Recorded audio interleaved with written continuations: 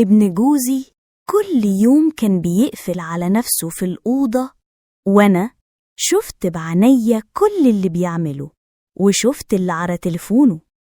ساعتها قلت له خليك معايا واسمع كلامي، أنا هعمل أحسن منهم وزيادة كمان. ومن ساعتها كل يوم بقيت أعمل حاجة تكون مفاجأة للجميع. أهلا بيكم في قناة جوري ستوريز. القصة النهاردة فيها كل حاجة. قبل ما نبدأ ما تنسوش اللايك الجميل والاشتراك علشان نوصل ل20,000 متابع قبل نهاية الشهر. يلا بينا نبدأ. بتحكي صاحبة القصة: أنا ما كانش قدامي حل غير اللي عملته ومحدش يلومني عليه. أنا اتجوزت قبل كده، ما خفتش، وعشت مع جوزي 4 سنين، وبعدها انفصلنا. رجعت أعيش مع والدتي 7 سنين كاملة، وما كنتش بفكر خالص في موضوع الجواز. كان عندي مشاكل خاصة وما كنتش متوقعة إني أخلف في يوم من الأيام، ونسيت حكاية الجواز تماماً. لكن والدتي بدأت تتكلم معايا كل يوم عن الموضوع. كانت تقولي: يا بنتي، لو ما شفتكيش السنة دي عروسة أنا مش هعيش للسنة الجاية. كانت عايزاني أتجوز، تبقى ليا حياة، راجل يحميني ويخاف عليا. بصراحة في الأول ما كنتش مقتنعة، لحد ما لقيتها بتتوسلي بعنيها. اتقدم لي عرسان كتير، بس أغلبهم كبار في السن، لحد ما جه واحد عنده 51 سنة، مش كبير قوي، مبسوط وعنده دخل كويس، وكان باين عليه العز. اللي يشوفه يقول ده لسه شاب، مهتم بشكله ومظهره. بصراحة كان أكتر واحد عجبني، وافقت عليه رغم إنه كان عنده أولاد كبار ومتجوزين، وما كانش فاضل غير أحمد ابنه الصغير، وكان خلاص على وش جواز. أنا كنت هتجوز وأعيش في نفس البيت اللي هو عايش فيه مع أولاده.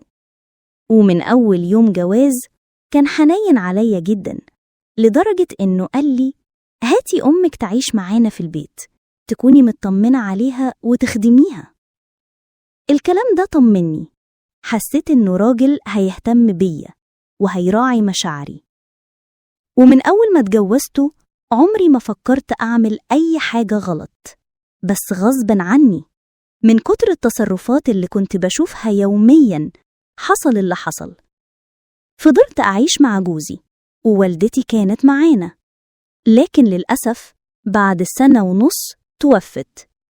وال1.5 سنة دي كان أحمد ابن جوزي بيجي كل يوم عندنا ياكل ويشرب. كنت بعمله أكل مخصوص علشان هو كابتن في الجيم، وكان ليه نظام معين وبيطلبوا مني أنا. ما كانش بيكلم أي واحدة من مرات إخواته، واحد فيهم مسافر والتاني بيشتغل برا وبينزل أجازة كل شهر، وكل واحدة فيهم يا إما عند أهلها يا إما قافلة على نفسها. فعشان كده كان بيجي عندي أنا، وأنا كنت بعمله كل اللي يطلبه، كل اللي بيحبه.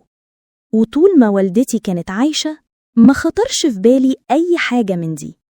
هي كانت واخدة كل تفكيري، ما كانتش بتتحرك، وأنا اللي كنت بخدمها. بس بعد وفاتها بدأت أخد بالي من كل حاجة حواليا، بدأت أهتم بنفسي بشكلي وبطريقتي في اللبس.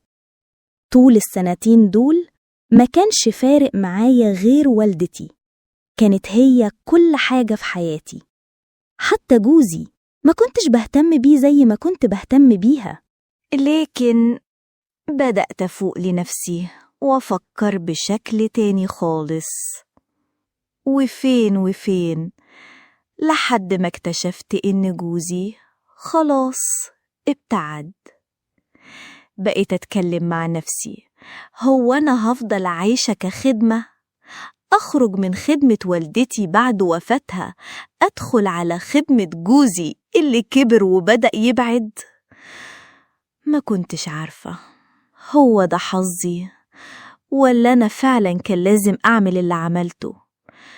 كنت بحاول بكل قوتي أبعد عن أي فكرة مش كويسة، أي حاجة ممكن تبعدني عن ربنا.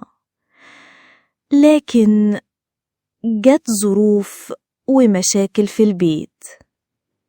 أحمد ابن أخو جوزي كان المفروض يتجوز، والشقة اللي هيعيش فيها ما كانتش متشطبة. جم الصناعية يشتغلوا وما كانش ليه مكان غير إنه ينزل يعيش معانا في شقتنا مؤقتاً. وطبعاً أنا كنت اللي بخدمه وأشوف طلباته ومتعودة على كده. عدى على جوازي 3 سنين وما خلفتش، وأنا كنت عارفة إن عندي مشكلة، بس ما كنتش عارفة المشكلة اتحلت ولا هي من جوزي أصلاً، خصوصاً إنه كبير في السن وما كانش بيحصل بينا شيء مهم. الوقت كان بيعدي كده، وأحمد فضل عايش معانا لحد ما يخطب ويتجوز، وأنا كنت باخده على إنه زي أخويا الصغير. الفرق بينا مش كبير، هو كان عنده 25 سنة، وكل مرة أشوفه راجع من التمرين ما شاء الله جسمه رياضي وشكله وسيم. بقيت أقول جوايا، هو جوزي ليه يتجوز بنت عمه اللي بصراحة ما كانتش جميلة خالص، بس لأنها دكتورة وعندها مرتب؟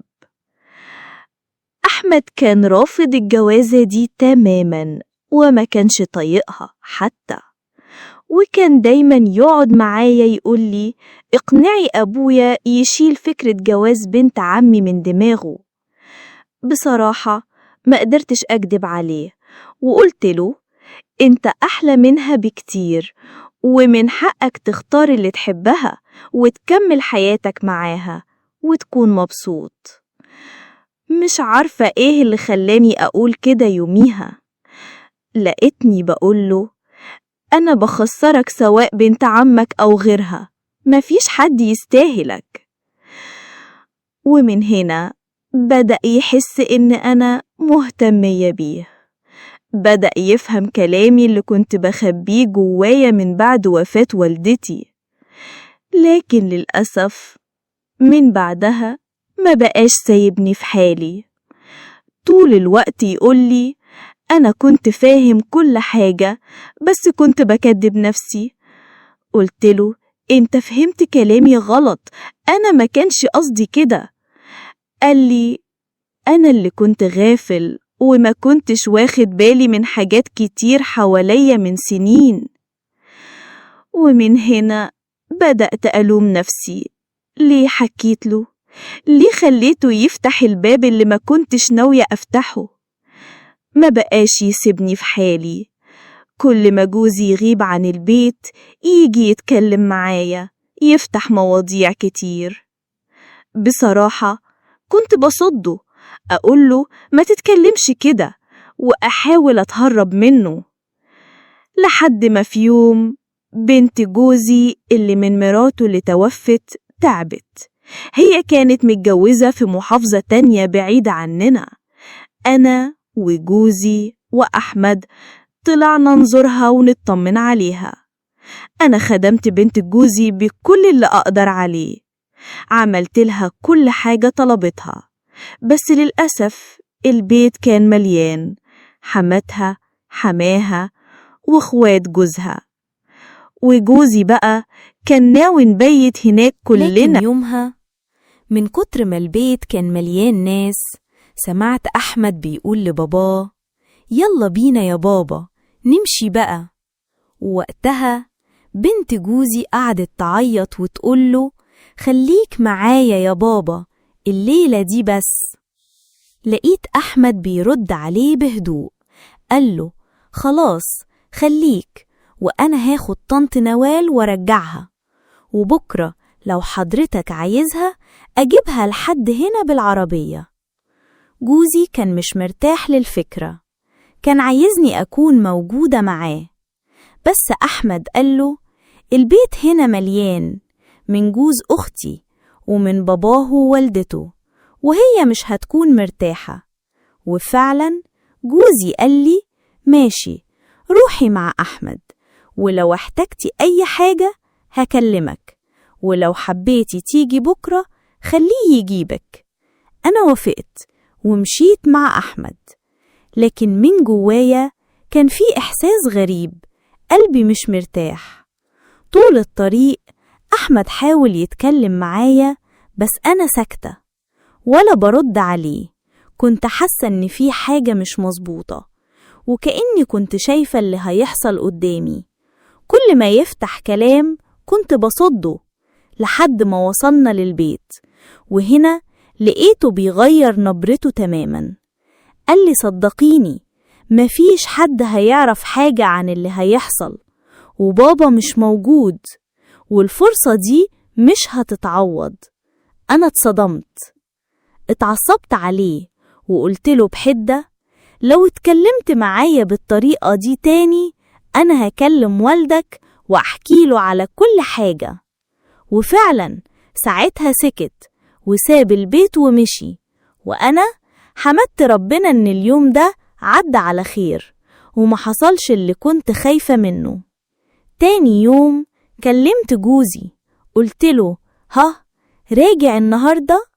قال لي لأ، أنا مش هسيب بنتي، حاسس إنها محتاجاني ونفسيتها تعبانة ولسه ما خفتش. وفعلا جوزي فضل عند بنته، أما أحمد ما شفتوش طول اليوم، لا جه البيت ولا عرفت هو راح تمرينه ولا لأ. كنت فاكراه مش هيرجع، وإنه هيستنى لحد ما والده يرجع ويمكن قاله على اللي حصل، خصوصا إنه كان ناوي يبات عند أخته. الليل دخل واليوم خلص، وأنا كنت مطمنة والحمد لله ما حصلش حاجة تضايقني، لحد ما سمعت خبط على الباب. طبعا كان أحمد رجع، والوقت كان متأخر جدا. استغربت لما شفته كده، وشه مش طبيعي، متبهدل ومش في حالته خالص. سألته كنت فين طول اليوم؟ لقيته يضحك ضحك غريب وبيقول كلام مش مترتب، وقال لي كنت مع أصحابي، ما تزعليش أنا تمام. بس اللي حصل بعد كده ما كنتش متوقعاه أبدا. بدأ يتكلم معايا بطريقة غريبة، قال لي أنا مش فارق معايا أي حاجة، روحي احكي لأبوي على اللي هيحصل، أنا مش خايف ولا هممني. وفعلا ما سابنيش، وفي اليوم ده حصل بينا كل حاجة. ومن بعد اللي حصل أنا اتخنقت، اتكتمت على نفسي، زعلانة من جوايا زعل مش طبيعي، رغم إني فكرت في ده قبل كده، بس عمري ما كنت اتخيل إنه يحصل بالشكل ده ولا في الوقت ده. ما حكيتش لأحمد، ما قلتلوش أي حاجة، بس من بعدها ما بقاش سايبني في حالي، ولا حتى بيروح تمرينه ولا بيهتم بحياته. بقى طول الوقت سهران مع أصحابه أو قاعد قدامي عينه في عيني وكلامه كله تلميح. والأيام لفت جامد لحد ما حصلت الصدمة. رحت أكشف، كنت تعبانة حاسة بحاجة مش طبيعية، وهناك الدكتورة قالت لي الكلمة اللي وقعت عليا زي الصعقة: انتي حامل في الشهر التاني. أنا حامل؟ إزاي؟ أنا اللي طول عمري عندي مشاكل في الحمل، اللي طلقت بسبب إني مش بخلف. مش فاهمة، المشكلة كانت فيا ولا كانت في جوزي اللي فات، ولا هي معجزة فرصة ربنا بعتها لي.